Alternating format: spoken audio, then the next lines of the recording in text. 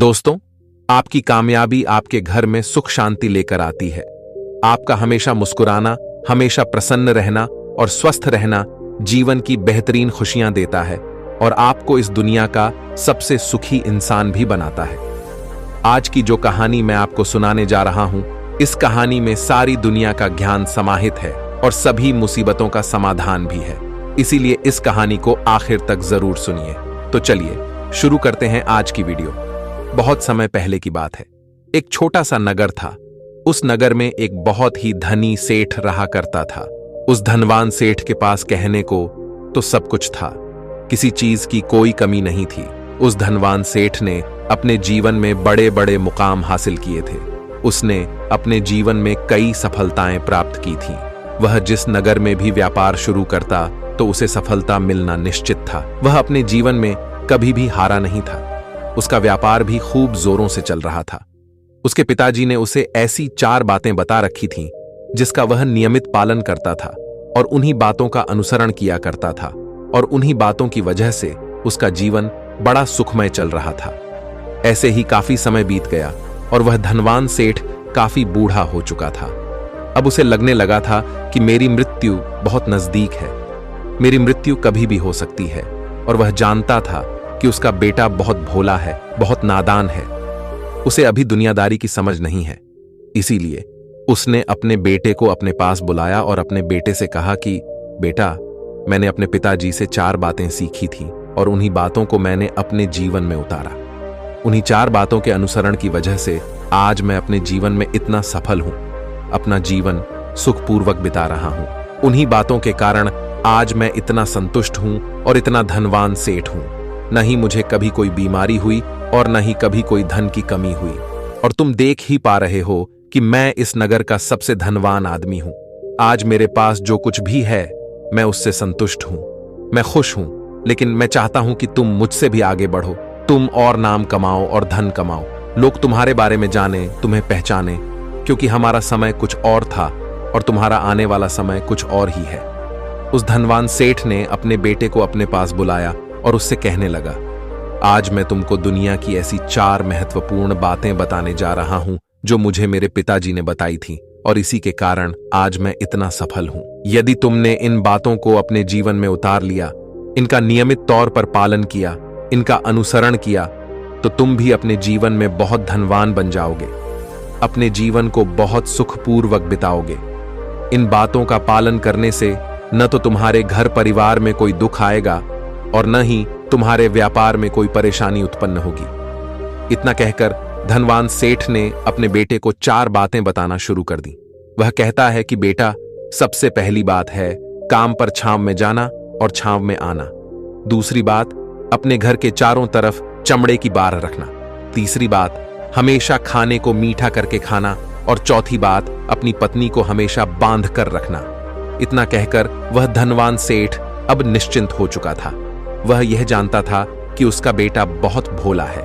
वह अपने पिता की बात अवश्य मानेगा और इन सभी 4 बातों को अपने जीवन में उतारेगा और इसका पालन भी करेगा। देखते देखते कुछ महीने बीत गए और फिर एक दिन धनवान सेठ मृत्यु को प्राप्त हो गया। अपने पिता की मृत्यु के बाद उस धनवान सेठ के बेटे ने उन सभी 4 बातों को एक कागज पर लिख लिया ताकि वह उन्हें भूल न जाए, और उन्हीं बातों को अपने जीवन में उतारने लगा, उन 4 बातों का पालन करने लगा। सबसे पहली बात जो उसके पिता ने उससे कही थी कि छांव में जाना और छांव में काम से वापस आना, तो उसने अपने घर से लेकर अपनी दुकान तक पूरे रास्ते पर टेंट लगवा दिए, क्योंकि उसके पास बहुत पैसा था और उसे कोई रोकने वाला भी नहीं था। जब भी कोई उससे पूछता कि आखिर तुमने ऐसा क्यों किया, तो वह उसके जवाब में इतना ही कहता कि मेरे पिताजी ने मुझसे ऐसा करने को कहा था। इसके बाद उसने अपने पिता की अगली बात का पालन किया। उसने अपने घर के दोनों तरफ चमड़े की एक दीवार खड़ी करवा दी। इसे देखकर आसपास के लोग बहुत क्रोधित हो गए। ये लोग उससे झगड़ा करने पर उतारू हो गए। कई लोगों ने तो उसे यह तक कह दिया कि आखिर तुमने ऐसा क्यों किया? चमड़े की दीवार तुमने क्यों खड़ी करवा दी? चमड़े से बहुत बदबू आती है और इससे हमें तकलीफ होती है, इसे आज ही निकलवा दो। लेकिन कोई उसका कुछ भी नहीं बिगाड़ सका, क्योंकि उसके पास बहुत पैसा था। इसीलिए कोई भी व्यक्ति ज्यादा समय तक उसका विरोध नहीं कर सका।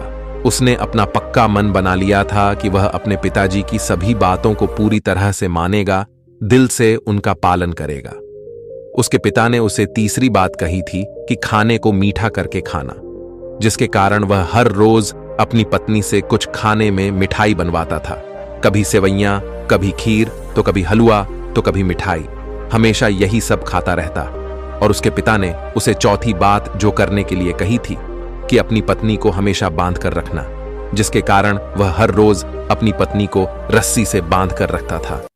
ऐसे ही कई दिन बीत गए और देखते देखते उस सेठ के बेटे का जीवन धीरे धीरे बर्बाद होने लगा था, क्योंकि उसने अपने पिता की सभी बातों का गलत मतलब निकाला था और वह उसी के अनुसार उनका पालन कर रहा था। देखते देखते उसका इतना बड़ा व्यापार अब ठप्प होने लगा था।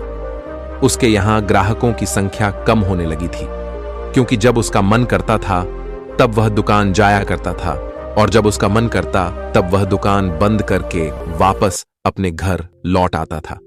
उसका अपने पिताजी के इस कारोबार में मन नहीं लगता था। इस कारण उसके सारे ग्राहक अब उससे नाराज होने लगे थे।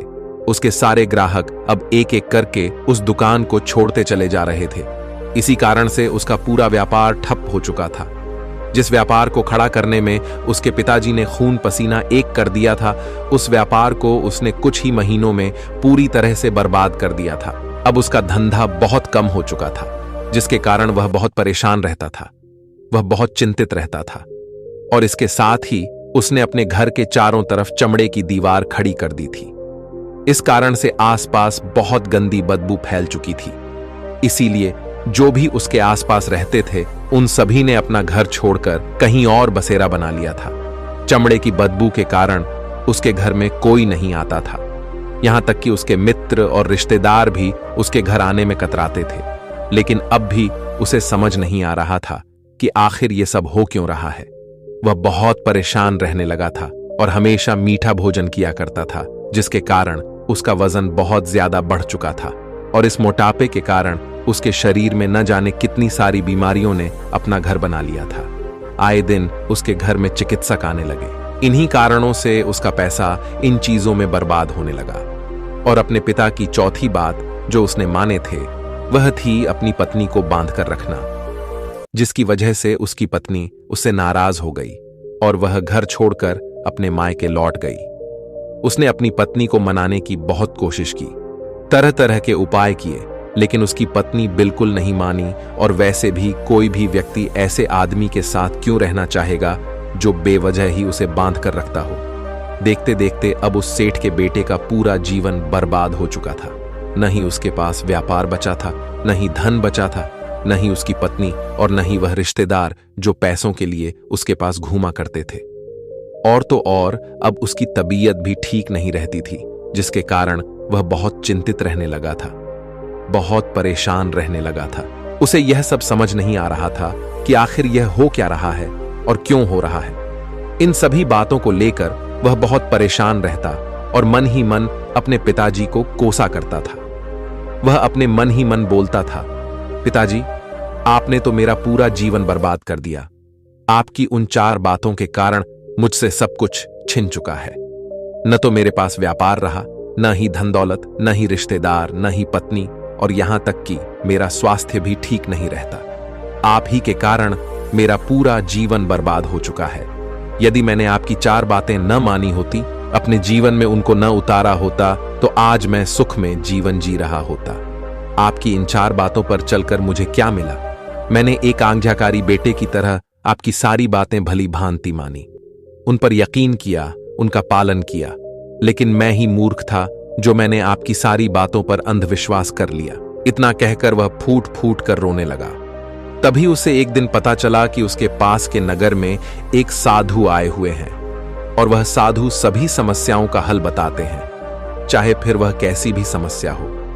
वह सन्यासी झट से उसका हल बता देते हैं। इसीलिए उसने सोचा कि चलो एक बार मिलकर देखता हूं, हो सकता है कि मेरी भी समस्या का समाधान मुझे मिल जाए। इसी आशा के साथ वह उन साधु के पास पहुंचा। वहां पहुंचकर वह सीधा उनके चरणों में जा गिरा और जोर जोर से रोने लगा। वह कहने लगा कि गुरुवर, अब आप ही मुझे बचा सकते हैं। मेरे पिताजी ने मेरा पूरा जीवन बर्बाद कर दिया। आज मेरी जो भी हालत है वह सब मेरे पिताजी के कारण ही है। मेरे पिताजी ने मुझे जैसा कहा था मैंने वैसा ही किया। हमेशा एक अच्छे बेटे की तरह उनकी सारी बातें मानी, अपने सारे फर्ज निभाए, और देखिए मेरे पिताजी ने मेरे साथ क्या किया। मरते मरते भी वह मुझे गलत बात सिखा गए और उसका खामियाजा मुझे अब तक भुगतना पड़ रहा है, क्योंकि मैंने उनकी बातों को अपने जीवन में उतारा, उनका पालन किया, और देखिए आज मेरे साथ क्या हो गया।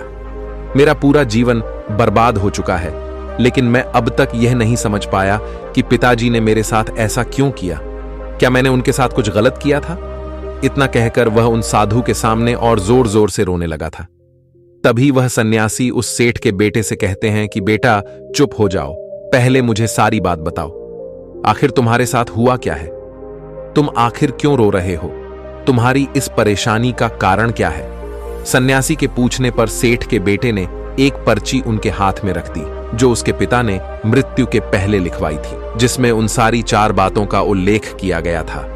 उस सन्यासी ने पर्ची ली और उसे पढ़ने लगे, और उन्होंने जैसे ही उसे पढ़ा वह जोर जोर से हंसने लगे, और वह उस सेठ के बेटे से कहने लगे, तुम्हारे पिता ने तुम्हें दुनिया की सबसे बड़ी सीख दी, सबसे बड़ा ज्ञान दिया, लेकिन तुम उसे समझ नहीं पाए, तुम उसका सही से पालन नहीं कर पाए, और कहते हो कि तुम्हारे पिता ने तुम्हें गलत बातें सिखाई हैं। तुम्हारे पिताजी तो तुम्हारी परीक्षा ले रहे थे, तुम उनकी बातों का सही मतलब निकाल पाते हो कि नहीं?